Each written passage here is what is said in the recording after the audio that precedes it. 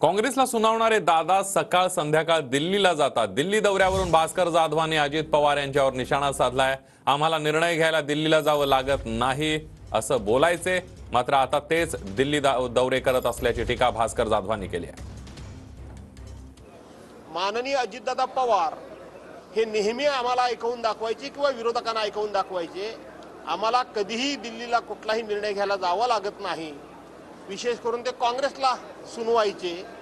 आमची दिल्ली महाराष्ट्रातच आहे। आज ते अजितदादा सुद्धा रोज सकाळ संध्याकाळ जर दिल्लीला जात असतील तर शेवटी त्यांनी त्यावेळेला काय बोललं त्याचं स्मरण ठेवणं गरजेचं आहे। आणि देवेंद्र फडणवीसांचा नाईलाजच आहे, त्यांना सकाळ संध्याकाळ दिल्लीला गेल्याशिवाय गत्यंतर नाहीये। त्यामुळं हे तिघे मिळून रोज दिल्लीला जात आहेत। हे निश्चितपणे महाराष्ट्राच्या स्वाभिमानाला, महाराष्ट्राच्या परंपरेला आणि महाराष्ट्राच्या सन्मानाला धक्का लावणारं काम आहे।